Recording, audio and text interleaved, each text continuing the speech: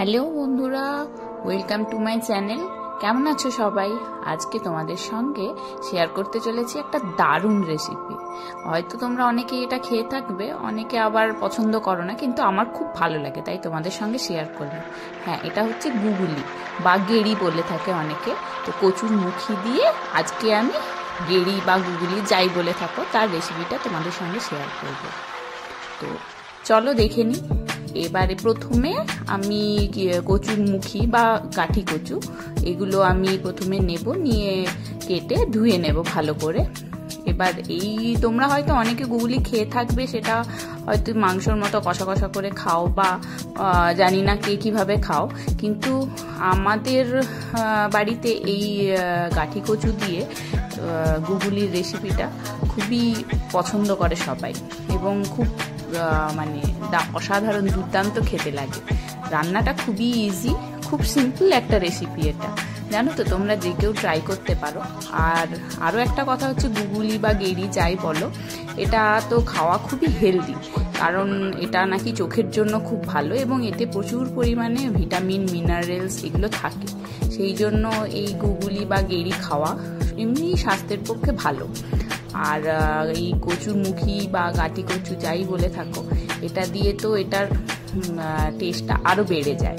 আমার তো খুব ভালো লাগে এবং আমাদের বাড়িরও সবার খুব পছন্দ, তাই তোমাদের সঙ্গে শেয়ার না করে পারলাম না, তাই শেয়ার করছি। তো প্রথমে আমি কচুগুলো সব কেটে নেব লম্বা লম্বা করে। তোমরা চাইলে ছোট ছোটও কাটতে পারো, আমার লম্বা লম্বা করে কেটে খেতেই বেশি ভালো লাগে। তো আমি এগুলো প্রথমে সব লম্বা লম্বা করে কেটে নিচ্ছি, সবগুলোই কেটে নেব। এইবারে এই গেড়িগুলো আগে থেকেই আমি ধুয়ে পরিষ্কার করে রেখেছি। এগুলো ধুয়ে একটু হলদেটে লাগছে, কারণ এটা ধুয়ে একটু নুন হলুদ দিয়ে পরিষ্কার করে রাখা। তো এবারে রান্নায় চলে যাব। প্রথমে গ্যাস জ্বালিয়ে কড়া বসিয়ে নিলাম, কড়াইতে তেল দেব। কড়াই গরম হয়ে গেছে আমার, কড়াইতে তেল দিয়ে দিলাম।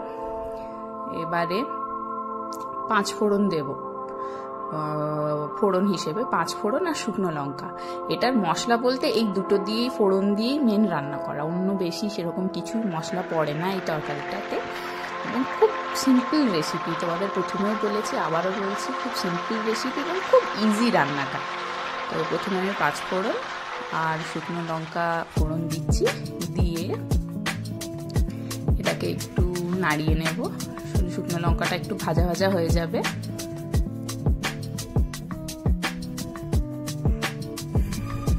দেখো, শুকনো লঙ্কাটা একটু ভাজা ভাজা হয়ে গেলে এবার আমি ফাটিয়ে নিচ্ছি শুকনো লঙ্কাটা একটু, তাহলে ফাটে না আর কি, না হলে ফাটতে থাকে তেলের মধ্যে দিলে। যাই হোক, এবার দেখো তাও ফাটছে।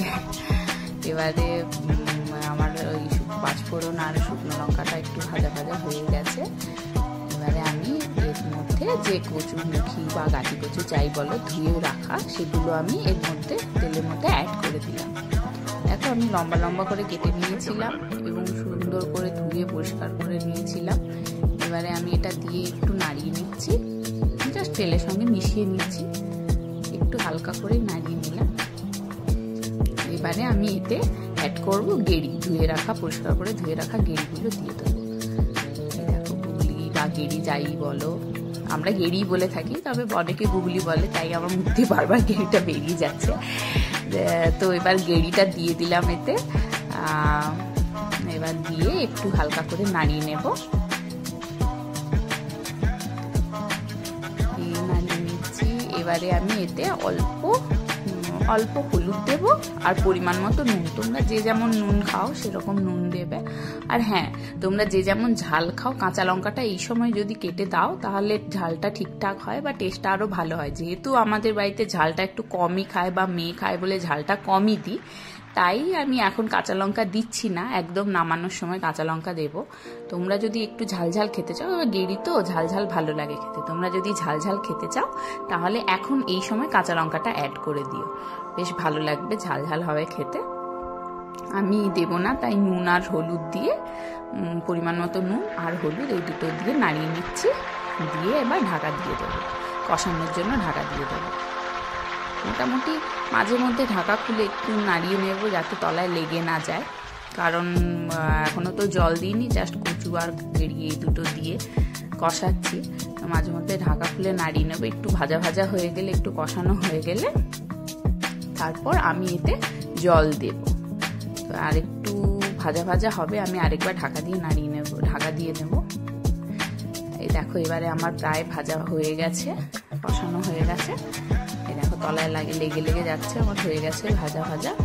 এবারে আমি এতে জল অ্যাড করব।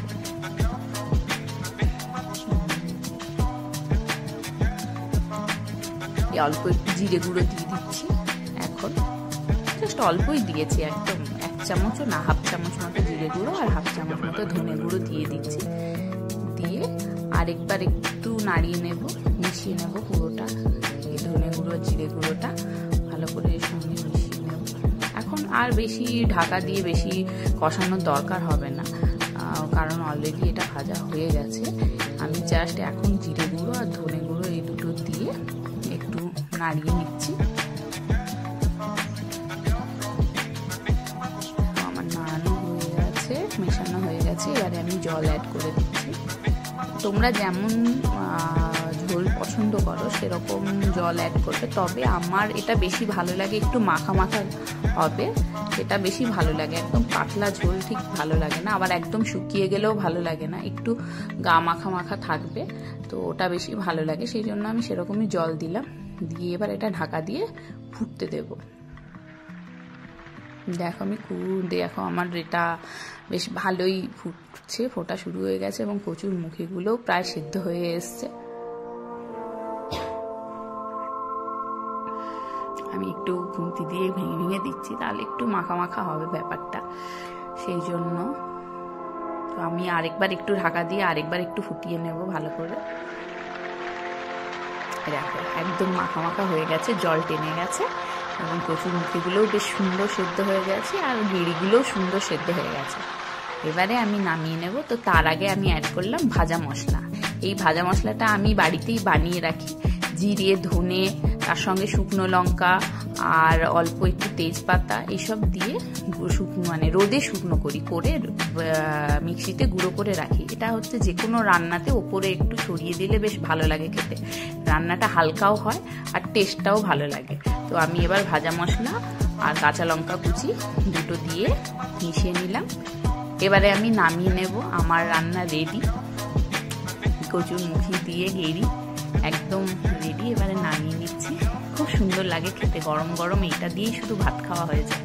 আর আমার হাজবেন্ড বিয়ের আগে কখনো খায়নি জানো তো, বিয়ের পর আমাদের বাড়ি এসে যখন গেড়ি খেয়েছে তখন ওর এত ভালো লেগেছে, ও প্রায় গেড়ি খায়।